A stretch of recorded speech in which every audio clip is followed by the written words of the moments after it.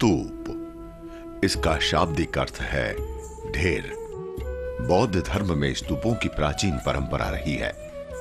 भारत के कुछ स्थानों को इन स्तूपों की वजह से ही जाना जाता है। ये स्तूप महज गोल टीले जैसी धार्मिक संरचना मात्र नहीं है, बल्कि इनमें दर्ज है अतीत की कई अनसुनी कहानियां, इतिहास के कई गुमशुदा पन्ने। ऐसा ही एक स्थल छत्तीसगढ़ के नवनिर्मित जिला बालाउदा बाजार में स्थित एक गांव डमरू में पाया गया। मिट्टी के परकोटे से घिरे हुए गांव डमरूगढ़ में पाए गए स्तूपों और अभिलेखों ने पुरातत्वविदों को हैरान कर दिया। डमरू के बारे में चर्चा करने के लिए हमारे साथ है फेमस पुरातत्वविद डॉक्टर शिवाकांत वाजपेयी। वाजपेयी जी, अगर इस स्तूपों के बारे में कहें, आप हमारे दर्शक को बताएं, इसको हम कैसे समझें? एक बहुत बड़ा स्तूप है और छोटे छोटे भी स्तूप है, इसको हम कैसे समझें? देखिए, जब बौद्ध धर्म की बात आती है तो हमारे यहाँ मंदिर निर्माण की जो वास्तुकला है लगभग 4वीं शताब्दी के बाद से प्रारंभ मानी जाती है, जब मंदिरों का पूर्ण रूप से विकास हुआ। इसके पहले भी अवशेष मिलते हैं मंदिरों का, लेकिन पूर्ण विकसित रूप में नहीं मिलते। लेकिन रिलीजियस स्ट्रक्चर से, या कहें कि धार्मिक वास्तु के रूप में हमारे सामने जो सबसे पहली बार कोई संरचना सामने आती है वो है स्तूप। स्तूप मूल रूप से बौद्ध धर्म से संबंधित है, और बौद्ध धर्म में स्तूप जब हमारे सामने, जब हम लोग स्तूप का नाम लेते हैं तो स्तूप का स्वरूप हमारे पास बड़ा स्वरूप आता है। जैसे हम लोग देखते हैं नालंदा का स्तूप, हम लोग देखते हैं सांची का बड़ा महास्तूप, और हम लोग देखते हैं सारनाथ का धम्मे के स्तूप। इस तरह के स्तूप की एक परिकल्पना होती है। तो ये स्तूप जो होते हैं 3 प्रकार के होते हैं।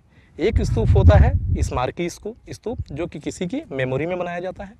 दूसरा स्तूप होता है आपका पारिभौतिक स्तूप, जिसको हम रेलिक स्तूप भी बोलते हैं, जिसमें किसी बौद्ध भिक्षु के या भगवान बुद्ध के जो अवशेष होते हैं वो स्तूप के अंदर रखे जाते हैं, जैसे सांची और सद्धारा के स्तूप। और एक होता है वोटिव स्तूप, जिसको हम लोग बोलते हैं मनौती स्तूप।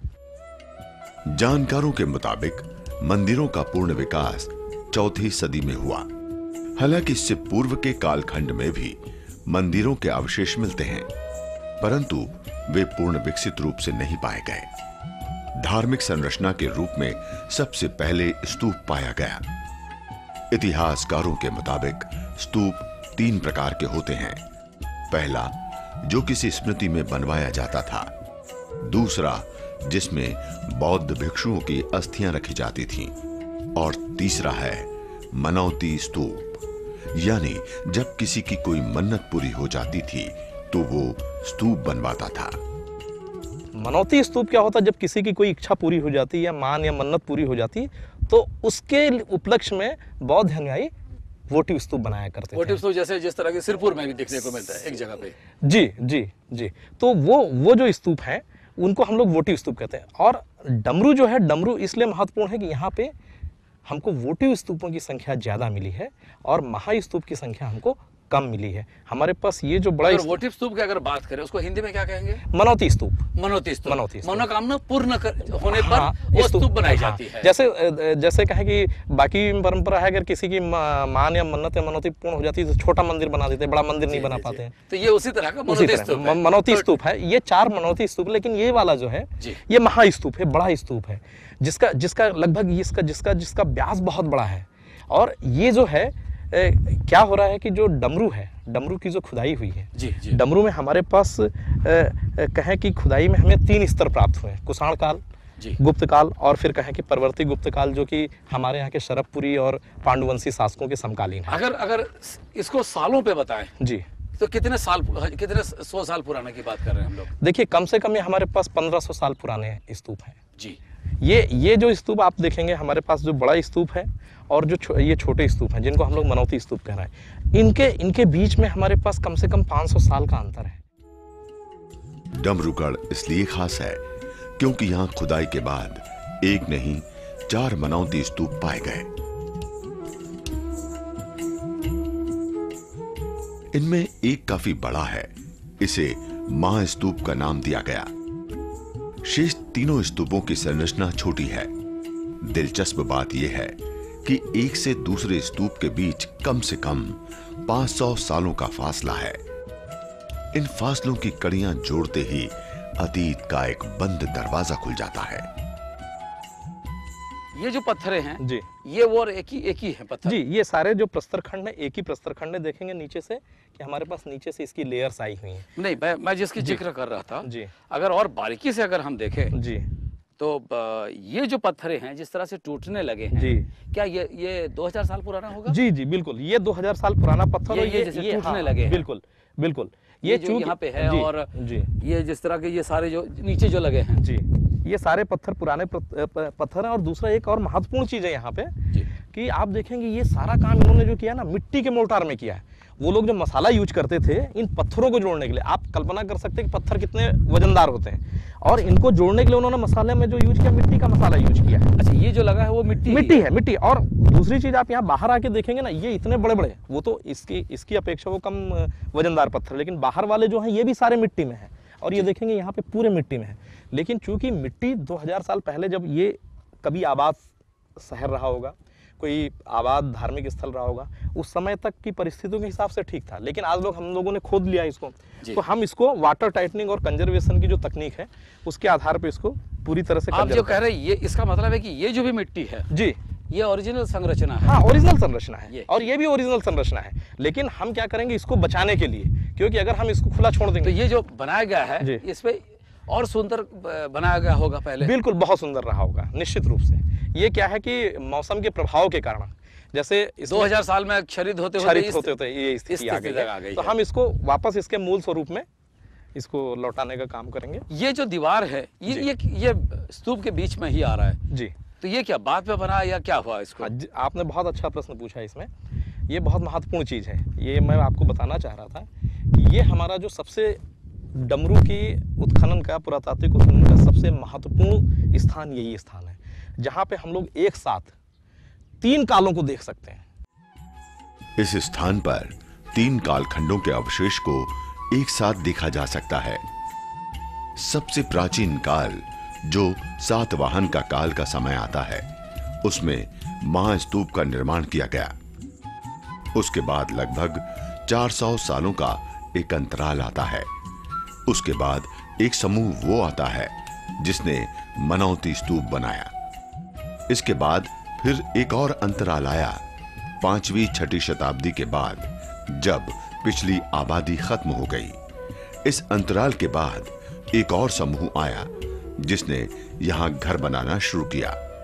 उन्हें इस बात का पता नहीं था कि जहां वे घर बना रहे हैं उस भूमि के नीचे स्तूप है। जब इन्होंने घर बनाया तो यहाँ पे मैं आपको ये भी दिखाना चाहूंगा कि इन लोगों को पता नहीं था कि इसके नीचे स्तूप है। आप देखेंगे इनका आखिरी लेवल यहाँ पे आ रहा है, इसके नीचे कोई पत्थर नहीं है, कोई लेयर नहीं है। अच्छा, इधर से अगर मैं देखा है बिल्कुल, तो ये इनका आखिरी जी, ये जो है जी, उसके नीचे हाँ फाउंडेशन स्टोन है। हाँ, फाउंडेशन ये बड़ा वाला दे दिया, उसके नीचे खाली मिट्टी खाली मिट्टी है जी, ये खाली मिट्टी है जी, ठीक है। तो उनको उसकी जानकारी नहीं थी। ये मिट्टी कुछ जगह की मिट्टी बाद में निकल गई है जी जी। तो ये रहा। यहाँ पे तीनों कालखंड हमको स्पष्ट रूप से यहाँ पे दिखाई देते हैं कि यहाँ पे किस तरीके से सारी चीजें। तो लगभग ये कितने 100 साल की, कितने 1000 साल की बातें होगी? देखिए, ये हमारे पास जो सारे प्रमाण उपलब्ध हैं उसमें डमरू की प्राचीनता लगभग 2000 साल पुरानी सिद्ध होती है। अगर हम डमरू की बात करें, आज हम धरोहर में, हमर धरोहर में आज चर्चा कर रहे हैं डमरू की, और डमरू की अगर बात करें 2000 साल की छत्तीसगढ़ की वो इतिहास की हम चर्चा कर रहे हैं जो शायद एक नया दिशा देगा छत्तीसगढ़ के इतिहास को। कहीं मत जाइए, हम लेते एक छोटा सा ब्रेक के बाद हमारी चर्चा जारी रहेगी इसी डमरू और 2000 साल की छत्तीसगढ़ की इतिहास को लेकर।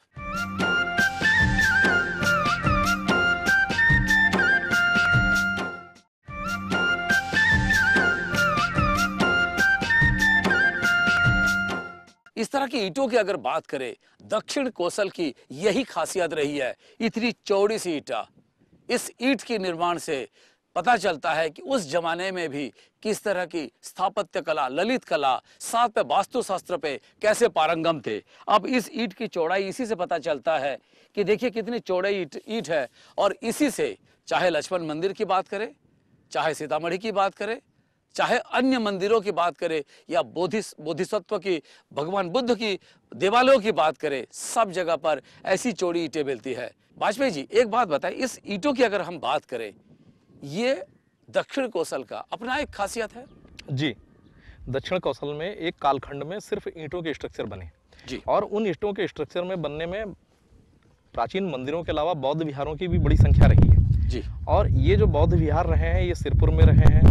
मंदिर जो रहे, आप जहाँ डमरू में बैठे हैं इस समय खड़े हुए हैं, जहाँ पे हम लोग चर्चा कर रहे हैं, इससे थोड़ी सी दूरी पे जी एक बहुत महत्वपूर्ण मंदिर है, जी। सिद्धेश्वर मंदिर पलारी का, जी। वो भी इष्टिका निर्मित है। ये अगर बात करें, अगर हम इसकी ईंट की बात करें, जी यहाँ पे भी जो निर्माण है, जहाँ पे इस तरह के बने हैं, जी। क्या ये भी ईंटों से ही है? ये इसको क्या ये क्या है, एक स्ट्रक्चर देखिए दिख रहा है? क्या होता है कि जब भी ये देखिए एक गोलाकार सर्कुलर स्ट्रक्चर था जिसको हम लोग चूल्हे के रूप में अनुमान करते हैं।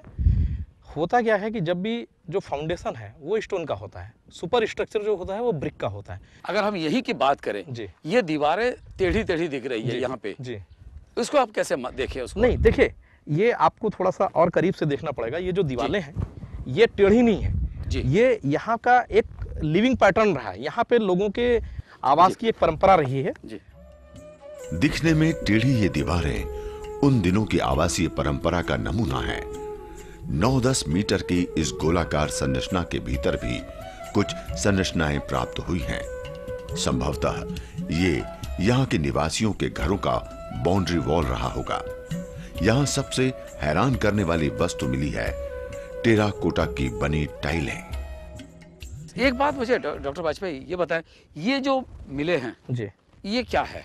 ये देखिए ये मिट्टी की टाइल्स हैं, टेराकोटा की टाइल्स, पकी हुई मिट्टी की टाइल्स बनाई गई हैं जी। और इन टाइल्स का उपयोग यहाँ पे किया गया है। अभी हमको इस हिस्से में टाइल्स मिली, हम आधे हिस्से में उनको और ट्रेस करने की कोशिश कर रहे हैं। तो और ये टाइल्स जो है क्या ये फ्लोर रहा या छत फ्लोर, रहा? ये फ्लोर रहा, ये फ्लोर रहा। ये जैसे आज हम लोग घरों के फर्श पे अपनी टाइल्स लगाते हैं, टाइल्स लगाते, मार्बल लगाते हैं, उसी मार्बल टाइप का। संरचना देखकर पता चलता है टाइलों को लगाने से पहले फ्लोरिंग तैयार की गई, नीचे स्टोन का ग्रेवल लगाया गया और उसके ऊपर टाइलें लगाई गईं। टाइल्स लगाने से पहले उसकी बेस और फ्लोरिंग तैयार की, नीचे ग्रेवल लिया, स्टोन का ग्रेवल लिया, उसके ऊपर मिट्टी बिछाई, उसके ऊपर ये बिछाया। और इसके साथ कि ये हिले नहीं जी, ये हिले नहीं, ये टाइल्स जो हैं ये हिले नहीं, इसके लिए उन्होंने इसके अंदर 2 होल रखे और उनके ऊपर खूंटी गाड़ के ये आपस में टाइट करके वो भी रखा है। तो बट ये तो शायद पहली बार ऐसा हुआ है कि छत्तीसगढ़ में कहीं पे फ्लोर पे टाइल्स मिले हैं। जी मेरी भी सूचना के अनुसार तो पहली बार ऐसा कोई फ्लोर मिला है कि जहाँ पे इस तरह की टाइल्स का, मिट्टी की, पकी हुई मिट्टी की टाइल्स का उपयोग किया गया है। क्योंकि कहीं पर भी छत्तीसगढ़ में फ्लोरिंग पे टाइल्स का इस्तेमाल होना शायद ये पहली बार का इतिहास में मिल रहा है छत्तीसगढ़ के इतिहास में। जी बिल्कुल ठीक कह रहे हैं, लगभग 1500 साल पुराना इस तरह का तो अभी तक हमको कोई फ्लोर नहीं मिला है छत्तीसगढ़ के संदर्भ में जी कि कहीं पे इस तरह की टाइल्स का उपयोग किया गया। अगर टाइल्स अगर इस्तेमाल है तो इसका मतलब है कि उन्होंने सौंदर्य के साथ साथ वास्तु शास्त्र पे भी पारंगम होंगे। बिल्कुल ठीक कह रहे हैं आप, वो वास्तुशास्त्र में बिल्कुल पारंगत थे। और इसके साथ ये चीज़ वो भी हमको एक चीज़ बताती है कि उस समय का भी जो सामाजिक स्तर था, सामाजिक स्तरीकरण में भी अलग अलग वर्ग थे, जिसमें एक वर्ग काफ़ी संपन्न था जो इस तरह के टाइल्स का भी उपयोग कर रहा था अपने घरों में, दूसरा वर्ग नहीं कर रहा था क्योंकि वो संभवतः उतना संपन्न नहीं था। यहां पाई गई फर्शों के बारे में जानकार कहते हैं वे शानदार हैं। मिट्टी को कूट कर बनाया गया है ताकि मौसम के प्रभाव को झेल सके। देखिए छत्तीसगढ़ की अगर बात करें तो यहाँ वास्तुकला की अद्भुत एक संगम देखने को मिलता है। वो अद्भुत संगम जहाँ ईंटों पे हो या फिर पत्थरों पे हो, बेहतरीन निर्माण शैली है, बेहतरीन वास्तुकला है। इस पर चर्चा हम आगे भी जारी रखेंगे, पर अब लेते हैं एक छोटा सा ब्रेक।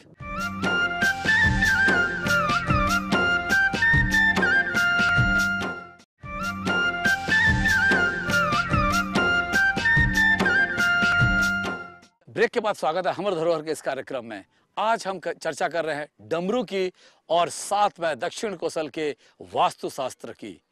देखिए जिस जगह पर हम खड़े हैं वहां पर आज से लगभग 2000 साल पहले 2 पत्थरों को या फिर 2 ईंटों को जोड़ने के लिए किस तरह की टेक्निक इस्तेमाल की जाती है, उसी की चर्चा करेंगे। डॉक्टर वाजपेयी ये बताएं हमको कि अगर आज से 2000 साल पहले सीमेंट तो था ही नहीं, फिर लोग चीज़ों को जोड़ने के लिए आयुर्वेदिक पेस्ट कहें या फिर जो हम खाने का भिंडी है या फिर बेल है जिसका शरबत हम पीते हैं उसका गोंद हो, या ऐसे क्या क्या चीज़ों को मिला के पेस्ट बनाते थे और साथ में चूने का भी इस्तेमाल करते थे। जी देखिए हमारे पास जो कहें कि प्राचीन शिल्प ग्रंथ है जी, और जो हमारे पास प्राचीन स्मारक हैं, उन प्राचीन स्मारकों में प्रायः आरंभिक रूप में मिट्टी का उपयोग हुआ। मिट्टी सर्वथा सुलभ पदार्थ थी जो कहीं भी मिल जाती थी। मिट्टी को मजबूती देने के लिए, वैसे भी लोहार आज भी दो लोहे को जोड़ने के लिए मिट्टी का इस्तेमाल करते हैं, बिल्कुल ठीक है। तो वो मिट्टी सबसे सुगम पदार्थ है जो कहीं भी उपलब्ध हो जाता था। उस मिट्टी को छान के, कूट के और उसका लेप बना के ईंटों को, पत्थरों को जोड़ने का काम किया जाता था। पत्थरों को जोड़ने के लिए प्राचीनतम तरीका है मिट्टी का लेप, जिसे कूटकर, छानकर तैयार किया जाता था। विकास के साथ नई तकनीक आई जिसमें सुर्खी और लाइम का उपयोग किया गया। 6वीं और 7वीं शताब्दी से पहले सुर्खी और लाइम का उपयोग मिट्टी की जुड़ाई के बाद प्लास्टर करने के लिए किया जाता था, लेकिन ईंटों या पत्थरों को जोड़ने के लिए मिट्टी का ही उपयोग किया जाता था, क्योंकि ये एक सहज, सुलभ साधन माना जाता था। विकास के साथ जो नई चीजें आई, हम लोगों ने जब कंजर्वेशन शुरू किया तो मड जी। मोर्टार तो क्या लंबे समय तक ड्यूरेबल आज की परिस्थितियों में नहीं हो सकता। जी जी। तो हम जैसे आप कंजर्वेशन जो किए हैं ये उसी तरह का ही है जी। हम लोगों ने इसमें लाइम और सुर्खी का यूज किया है।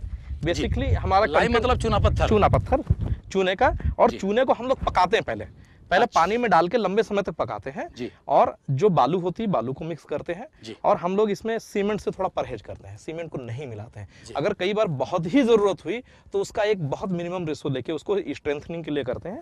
और बाकी हम जो प्राचीन तकनीक है उसी तकनीक का मतलब अभी जिस हिसाब से स्तूप बने हैं जी, ये आज से 2000 साल पहले इसी ही तकनीक से ही निर्माण होता था? नहीं, इसमें 2000 साल पहले तकनीक यही थी, लेकिन वो जो मोर्टार यूज करते थे मिट्टी का, हमने क्या किया है कि ये पूरे स्ट्रक्चर हमारे वही ओरिजिनल है, सिर्फ हमने इसमें मोर्टार जो यूज किया है लाइम का किया, जिससे कि ये लंबे समय तक स्ट्रेंथ करते रहे। क्योंकि अभी अगर हम मिट्टी के मोर्टार में इसको यूज करके छोड़ देंगे, वैसे भी कहा जाता है जगन्नाथ मंदिर हो या बड़े मंदिर जितने भी उस जमाने के बने हैं सभी पे ही मिट्टी का ही लेप दिया गया और पत्थरों को पत्थरों के साथ जोड़ा और बहुत बारीक सा एक लेयर दिया। बिल्कुल बिल्कुल। और अब तो क्या हुआ कि कुछ जो मध्यकालीन मंदिर जैसे रहे हैं उन मंदिरों में उन्होंने स्टोन को स्टोन से जोड़ने के लिए आयरन डाबिल का भी यूज किया जी जी। लोहे के नकुचे और उसके साथ 2 पत्थरों को जोड़ दिया। लेकिन ये लाइम और सुर्खी के साथ जोड़ने की अपनी प्राचीन परंपरा रही है और प्राचीन काल से ही ये सारी परंपराएं चलती रही, जिसमें जी ये पूरे स्ट्रक्चर को इसी हिसाब से हमने बनाया। हाँ जी, पूरे जितने भी हैं जी हमने। और हमको जो चीजें यहाँ पे मिली, इसमें कोई भी चीज हम लोगों ने बाहर से नहीं लगाई। अच्छा, साथ में ये जो चीजें हैं ये आधा बन के रखा, ये क्या है? ये देखिए, ये पिछले साल की खुदाई हम लोगों ने की थी, जिसको इस साल कंटिन्यू करना है। ये पुराना उत्खनन है जो अभी पूरा नहीं हुआ है। यहाँ पे 2 किस्म के प्रस्तर दिख रहे हैं, एक सफेद का है, थोड़ा रेडिस है, पूरी रेडिस है, ये क्या है? ये वेदरिंग के कारण है, पूरा स्टोन एक ही है, एक ही क्वालिटी है। इसको अगर तोड़ के देखेंगे तो पूरा स्टोन सेम है। और ये स्टोन क्या होता है कि कुछ स्टोन में कहे कि जो रेडिस कलर आता है, जो एल्गी, फंजाई, ये जो चीजें होती हैं वेजिटेशन के कारण होता है, और कुछ में कलर जो वेदरिंग जैसे धूप के कारण है, धूप के कारण भी स्टोन का कलर चेंज होता है, बारिश होती है। वैसे कोणार्क मंदिर को कहा जाता है ब्लैक पगोडा, पर इसीलिए कहा जाता है क्योंकि उसमें इतनी काई जम गई कि वो ब्लैक पगोडा हो गया, काला दिखा। वास्तव में वो ब्लैक है नहीं है बिल्कुल, पर उसको कहा जाता है। तो ये भी उसी तरह का है कि धीरे धीरे करके केमिकल रिएक्शन होता गया और के ऊपर क्या एल्गी के रिमेन्स लोगों ने ढूंढे और वे कई करोड़ों साल पुराने हैं। मतलब इस स्टोन्स में एक्चुअली जिसको हम फॉसिल कह सकते हैं। कुछ फॉसिलाइज्ड हुआ, कुछ हुआ, फॉसिल भी कह सकते हैं। साथ में ये जो एक स्ट्रक्चर दिख रहा है, इस कोने को लेकर जी एक वॉल है जो इधर रन कर रही है, इसको इस साल हम लोग क्लियर करेंगे खुदाई में। तो ये पूरे के पूरा स्ट्रक्चर अगर बात करें, ये कितने इलाके में फैला होगा? देखिए, हमारे पास यहाँ पे लगभग 30 एकड़ का एरिया है जी डमरूगढ़ का खुदाई करने के लिए, और हम लोगों ने अभी 1 साल की खुदाई की है और ये सारा काम हमारा 1 साल का है। अगर इसको डमरूगढ़ क्यों कहते हैं? क्या कोई गढ़ था ये? डमरू, देखिए गांव के लोग, इस गांव का नाम डमरू है क्योंकि ये मिट्टी के परकोटे से घिरा हुआ है चारों तरफ से। इसके मतलब हम देखेंगे गांव से ऊंचाई पे है और इसके नीचे खाई है चारों तरफ, तो इसको गांव के लोग गढ़ कहते हैं, तो इसका नाम उसी तरह से। अच्छा, कुछ नए चीज भी उधर दिख रहे हैं खुदाई के, तो वो क्या है? वो इस साल हम लोगों ने अभी खुदाई शुरू की है जी, और वहाँ पे हमको भवन के अवशेष मिल रहे हैं। डमरूगढ़ में मिले भवनों के अवशेष के साथ ही मिली है कुछ ऐसी चीजें जो इतिहास के गुम हुई कड़ियों को जोड़ती है। सिक्के, बच्चों के खिलौने, पासे, 1500 साल पुराना जूसर और हाथी दांत से बना कंघा। अभी तक जो हिंदुस्तान में गिने चुने हाथी दांत के कंघे हैं उनमें से एक है। कितने साल पुराना होगा वो? वो लगभग 1600 साल पुराना कंघा है जी।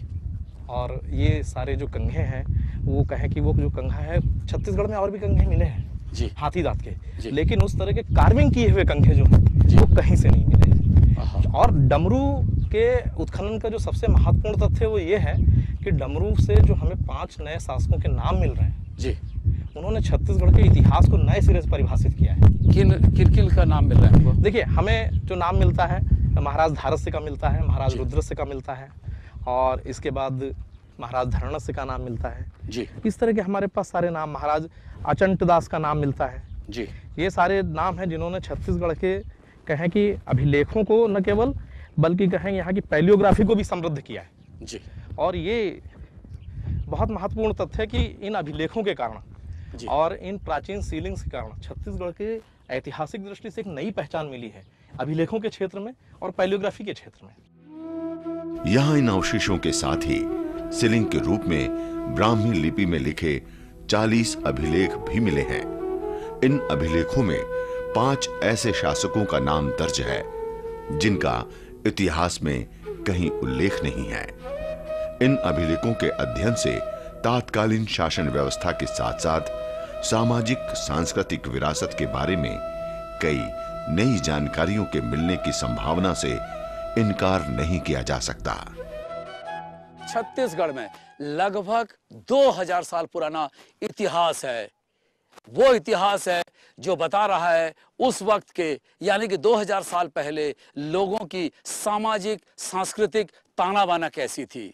साथ में ये भी सूचित कर रहा है, ये भी बता रही है इस डमरू कि उस दौरान लोगों की धार्मिक भावनाएं कैसी थी और साथ में लोगों की साधना का, तप का, योग का स्तर क्या था। ये आज के लिए बस इतना ही। हमर धरोहर में अगले अंक में एक नए धरोहर के साथ फिर आपके साथ उपस्थित होंगे। तब तक हमें दीजिए विदाई।